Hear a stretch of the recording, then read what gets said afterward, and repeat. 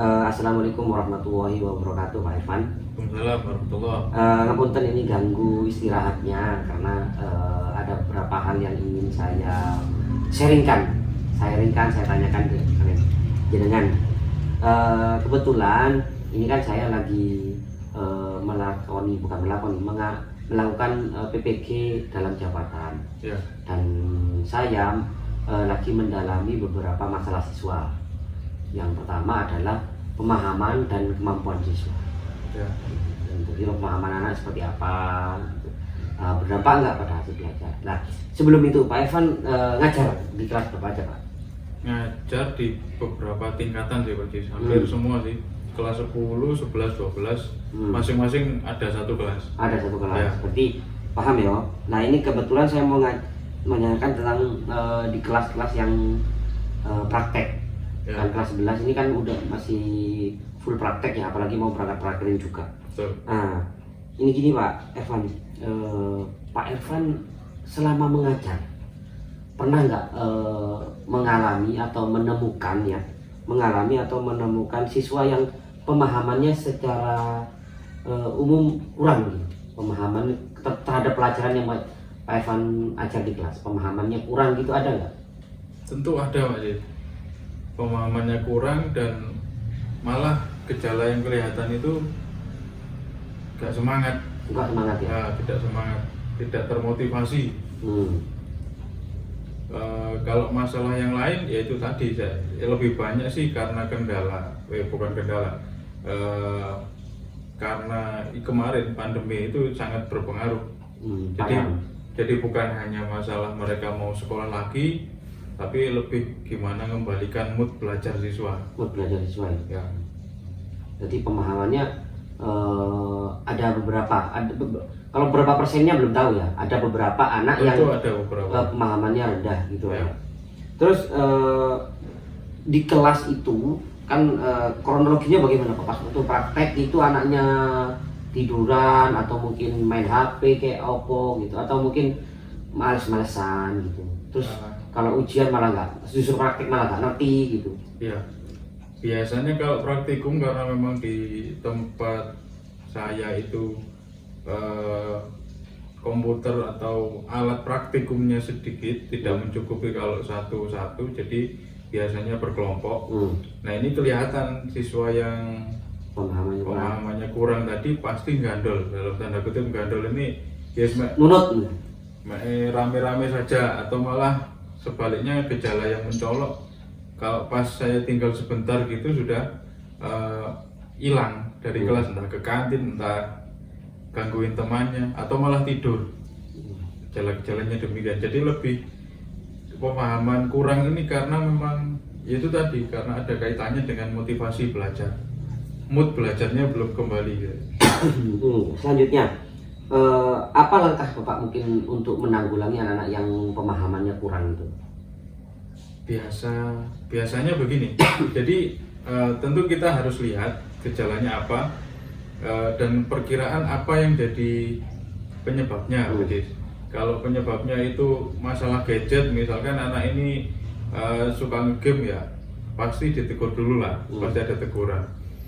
Kalau masalah yang lain, misalnya ngantuk atau apa, ataupun terlihat tadi saya bilang mood belajarnya masih berkurang, ya tentu ada beberapa model yang saya terapkan, model pembelajaran yang saya terapkan. Jadi ya nggak bisa dikebiawi ya bahasa Jawanya itu nggak bisa untuk satu model pembelajaran untuk semua, nggak bisa tentunya. Ada treatment khusus untuk mereka. Berarti tapi tetap jenengan menerapkan model-model pembelajaran tertentu gitu. Mungkin yang biasa mungkin apa biasanya? Mungkin ceramah atau model pembelajaran timbaser atau problem atau apa biasanya? Sebenarnya model ini kan tidak bisa saklek Pak Jis. Dalam prakteknya ketika pembelajaran pasti banyak model yang dipakai. Bisa mulai dari ceramah, kemudian kadang anak-anak itu saya beri masalah dulu, jadi belajar. Kalau pakai masalah dulu berarti pakai problem gitu ya? Ya semacam itu Pak Jis. Kalau dicari pedagogiknya gitu ya. Jadi biasanya kalau berbasis masalah ini lebih relate karena anak-anak lebih lebih paham, oh begini situasinya, Oh. gitu kan. Nanti kalau di lapangan seperti ini masalahnya gitu. Hmm. Jadi anak-anak lebih tertarik biasanya. Oh, lebih tertarik ya. Ya, Berarti panjenengan untuk langkah-langkah yang dilakukan untuk menanggulangi atau mengatasi anak-anak yang pemahaman kurang, berarti menggunakan banyak model pembelajaran yang relate dengan anak-anak di kelas gitu ya. Ya. Jadi nggak monoton, istilahnya model pembelajaran A gitu, B, Tidak, B. tidak. Terus hasilnya bagaimana Pak? Dari penerapan model-model itu? hasilnya ya tentu kalau tadi yang dibahas adalah siswa yang mungkin Pemahamannya. pemahamannya kurang, ya tentu ini yang dijadikan target utama dulu karena memang mau tidak mau setelah pandemi ini PR guru kan ada dua, selain mengembalikan mood, kemudian pembiasaan kembali ke fase new normal atau apalah namanya. Nah ini dua PR besar ini yang harus dikerjakan oleh guru. Oh gitu. Terus oh ya, saya lupa tadi juga menggunakan media juga Pak. Media iya Pak Jis. Jadi medianya kalau saya bilang, kalau saya sendiri masih pakai yang istilahnya apa itu, hybrid learning. Wah, berani. Jadi nggak pure hanya ketemu di tatap muka, tapi ada beberapa modul. Berarti memanfaatkan media online untuk Iya. pembelajaran ini. Karena ini nanti mereka kan masih transisi juga tuh secara sistem. Jadi itu tetap saya pakai, terutama untuk kelas 11 ini nantinya masih tetap dipakai ketika mereka PKL atau pragreen.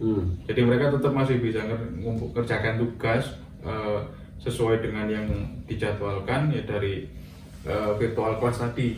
Jadi tetap nggak hanya ketika saya ngajar face to face, tapi virtual class tadi dipakai sampai mereka PKL, selama PKL, jadi nggak Berarti, cuculan. jadi jenengan untuk mengatasi pemahaman anak yang masih rendah untuk beberapa siswa itu Iya. menggunakan model pembelajaran yang bermacam tadi nggih Pak. Betul. Terus menggunakan media juga yang hybrid tadi. Terus menurut jenengan kelebihannya jenengan menggunakan model pembelajaran itu apa kelebihannya?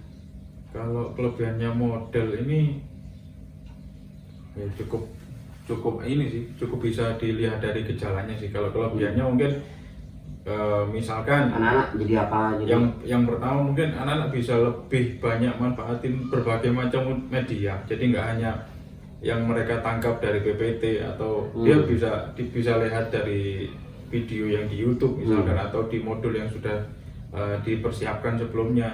Kemudian juga kalau modelnya kalau model pembelajarannya berdampak nggak Pak? Berdampak. Mungkin kelebihannya jadi aktifkah atau tentu iya Pak Jis. Tentu iya. Jadi misalkan saya tadi ambil contoh model yang berangkat dari masalah misalkan. Pertama anak-anak tahu, oh ini masalah realnya seperti ini. Jadi mereka tertarik, oh ya benar nanti akan mengulik ketemu solusinya akan tinggi Pak. Jadi mereka mau tidak mau kan tergelitik untuk mikir, oh ya nanti saya bertemu masalah ini dan solusinya begini kira-kira. Oh. Jadi yang tadinya mungkin mereka nggak termotivasi atau bahasa kasarnya itu malas begitu. Lah dari situ mereka punya, oh ya ini loh sebenarnya saya cari yang memang harusnya dipelajari seperti itu. Oh gitu. Kalau kekurangannya Pak menggunakan model itu, model yang sedang dilakukan. Kekurangannya beberapa mungkin ini prepare-nya lebih panjang karena tadi kan nggak. Nah, dengan prepare yang panjang itu Bapak bisa memberi membagi waktunya. Ya tentu bisa, tapi kan begini Pak Yus. Kalau ngajar produktif itu jarang sekali kan kita dapat 2 JP kan. Ya, ya. Paling tidak 3 JP. 3 JP, 4 JP. 3 JP, 4 JP lah kendalanya lebih ke teknis sebenarnya. Oh. Misalkan saya dapat jam yang terpotong istirahat. Nah, ini kadang repot. Jadi misalkan 3 JP jam 3.45 misalnya setelah jam ketiga istirahat misalkan. Lah ini kan sama aja saya ngajar 2 JP saja. Oh, berarti momennya terputus akhirnya. Iya, momennya keputus di situ. Oh, oke, kembali tadi ke kekurangannya. Berarti prepare-nya lebih panjang Pak ya. Prepare-nya lebih panjang. Kemudian yang kedua, tidak semua topik itu ada masalah yang relate. Oh, gitu benar. Ini masalah tantangannya juga di situ. Jadi kadang berarti ini juga berlaku untuk media berarti Pak. Kalau media tadi kan udah disampaikan, anak lebih senang Pak, artinya lebih banyak pilihan untuk menggunakan media. Berarti kalau kekurangan juga sama, jenengan buat medianya prepare-nya juga panjang berarti. Tentu iya, tentu prepare-nya juga panjang, dan itu tadi kadang juga tidak semua media itu cocok dengan beberapa topik itu. Berarti muter otak lagi nih Mas. Betul. Terus terkait dengan kemampuan juga. Kalau kemampuan anak-anak kan setelah pandemi ini kan banyak dikatakan oleh Ibu Waka juga bahwa menurun Betul. kemampuan anak-anak. Lah, kalau kemampuan anak di kelas Bapak waktu praktek itu bagaimana? Apa juga masih perlu bimbingan keras jadi melaku apa kayak dulu sebelum 2019 tinggal dikasih modul jalan, sekarang selain dikasih modul kudu didobrak bisa. Ah, betul Pak Jela ini. Jadi bedanya lebih di sisi motivasi sebenarnya.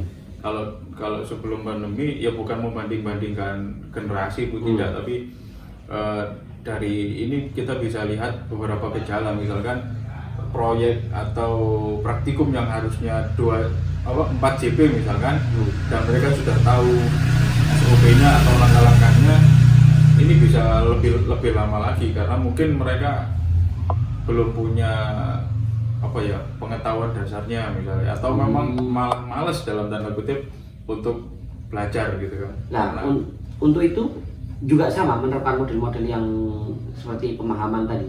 Kalau praktikum iya, tapi praktikum ini kan biasanya kita nggak bisa hanya misalnya wis ini tayangan videonya atau ini video tutorialnya, tidak. Tentu kita misalnya ya kayak kayak model lama lah, misalnya model pembelajaran lama, misalnya saya contohin dulu, nanti kamu duplikasi.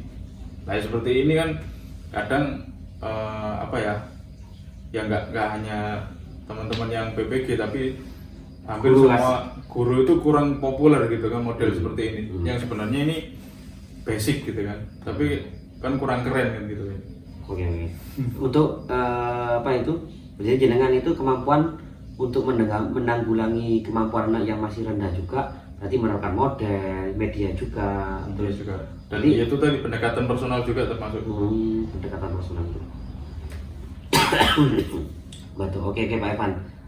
Dan hasilnya sama untuk kemampuan anak setelah menerapkan model itu. Ya tentu ada peningkatan. Kalau gejalanya itu tadi. Apakah signifikan? Yang saya lihat itu tadi, kalau misalkan ambillah misalkan satu kelas 36, kan nggak mungkin semuanya tidak aktif. Paling aktif yang tidak aktif paling hanya sekitar 5 orang atau berapa, dan itu cukup kecil lah persentasenya. Bisa dilihat dari itu mereka termotivasi, ya berarti modelnya cukup sukses lah. Berarti ini saya ambil kesimpulan bahwa jenengan sudah melakukan model pembelajaran di kelas, terus untuk menanggulangi masalah siswa, pemahaman siswa dan kemampuan siswa juga. Terus untuk kelebihan dari penggunaan model itu jenengan prepare-nya lebih panjang gitu kan. Terus menyiapkan lebih matang juga, terus menyiapkan juga model dan mungkin modul yang pas untuk anak-anak, berarti media juga gitu ya. Ini itu Pak ya. Oke, terima kasih Pak untuk wawancaranya. Semoga ini bisa bermanfaat untuk saya dan kedepannya juga bisa jadi referensi. Terima kasih. Assalamualaikum warahmatullahi wabarakatuh. Waalaikumsalam warahmatullahi wabarakatuh.